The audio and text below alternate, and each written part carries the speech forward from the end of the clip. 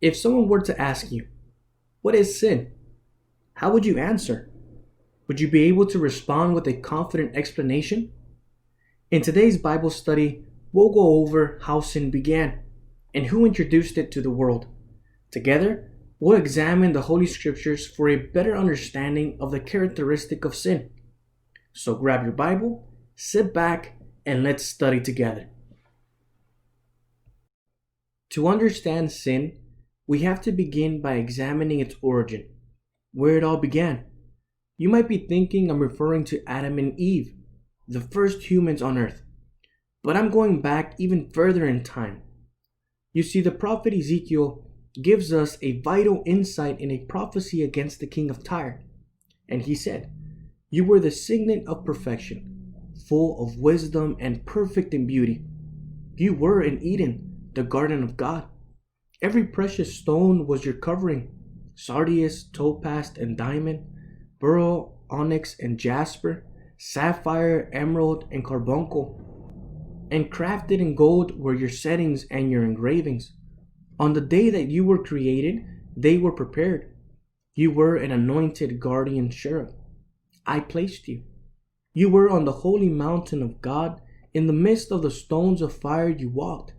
You were blameless in your ways from the day you were created till unrighteousness was found in you. In the abundance of your trade, you were filled with violence in your midst, and you sinned. So I cast you as a profane thing from the mountain of God, and I destroyed you, O guardian cherub, from the midst of the stones of fire. Your heart was proud because of your beauty. You corrupted your wisdom for the sake of your splendor. I cast you to the ground." In this passage we have just read, we find a noteworthy clue in the very first act of sin against God. But let me explain. If we examine the context, we see how God uses the casting of an angel as a metaphor to the king of Tyre, that just as this angel, he too shall fall. But who exactly is this guardian cherub? There's a hint.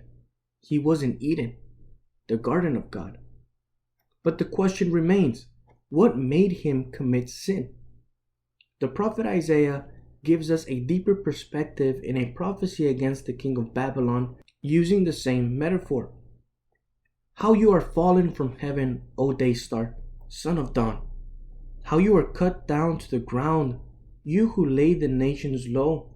You said in your heart, I will ascend to heaven. Above the stars of God, I will set my throne on high. I will sit on the mount of assembly in the far reaches of the north. I will ascend above the heights of the clouds. I will make myself like the Most High. But you are brought down to the Sheol, to the far reaches of the pit." So far in what we have read, we see that sin originated in Lucifer, the light bringer, or as in Isaiah, day star, but we commonly know him as Satan the devil. Now, if we analyze these passages, we come to the conclusion that Satan was a beautiful guardian angel created by God, blessed in abundance, but something happened. A desire grew in his heart, wanting to become equal to his creator. His excessive pride made him believe he deserved more than what God had already given him. But once this selfish desire entered his heart, it gave fruit to sin. In other words, he stood against God's will, disobeying the order he had already established. Now the Apostle John verifies this when he said, "Whoever makes practice of sinning is of the devil, for the devil has been sinning from the beginning." Now, the question may arise, from what beginning is the Apostle John talking about? Well, from what we read, the Apostle John is referring to the events talked about in Ezekiel and Isaiah. But it doesn't stop there. You see, the devil being thrown out of heaven and present on earth, he turns himself into a fierce enemy of God and became dedicated in corrupting his divine plans with mankind. Once on earth, he began with Adam and Eve, the first humans. He presented himself as a crafty snake, taunting Eve. And he said to the woman, "Did God actually say, 'You shall not eat of any tree in the garden'?" And the woman said to the serpent, "We may eat of the fruit of the trees in the garden." But God said, You shall not eat of the fruit of the tree that is in the midst of the garden, neither shall you touch it, lest you die." But the serpent said to the woman, "You will not surely die, for God knows that when you eat of it, your eyes will be opened, and you will be like God, knowing good and evil." So when the woman saw that the tree was good for food, and that it was a delight to the eyes, and that the tree was to be desired to make one wise, she took of its fruit and ate. And she also gave some to her husband, who was with her, and he ate. Now let's pause. It's imperative to understand what happened here. The scripture tells us, when the woman saw that the tree was good for food, and that it was a delight to the eyes, and that the tree was to be desired to make one wise, she took of its fruit and ate. And she also gave some to her husband, and he ate. What do we see here? The devil didn't force them. He didn't grab the fruit and obligated them to eat it. All he did was show them an option. You will not surely die, for God knows that when you eat it, your eyes will be opened, and you will be like God, knowing good and evil. Do you see what happened? Why did Eve break the one rule God had placed? She listened to what Satan had to say, and in result, a desire was born in her heart. She wanted to be like God, knowing good and evil. Proof of this is that she took of the fruit, and even persuaded her husband to eat it. We see here that the devil succeeded in his wicked plan, and in consequence, introduced sin into the world. Alright, so now you might be asking yourself, what exactly is sin? The Apostle John gives us the answer. Everyone who makes practice of sinning also practices lawlessness. Sin is lawlessness. So in other words, anything that goes against God's will is a sin, because it is an action done outside of His law. So to clarify even further, plain and simple, disobedience equals sin. We saw this in the beginning of the study when we read about Lucifer.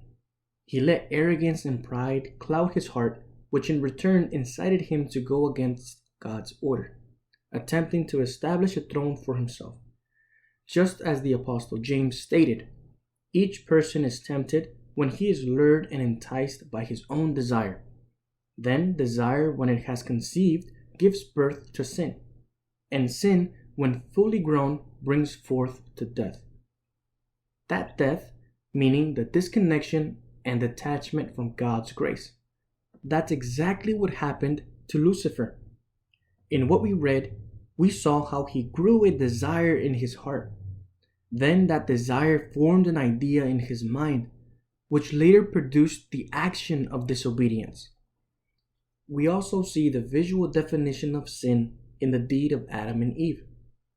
God gave them just one simple rule to follow, a rule, as we saw, they decided to disobey, which resulted in punishment and being thrown out of Eden.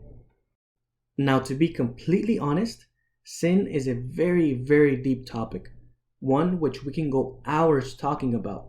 But one thing is for certain, as we saw in today's study, sin is an act of disobedience. It is a product of a desire formed in our heart that goes against God's will. Having said that, I do want to take this opportunity to thank you for giving me some of your time to watch this video.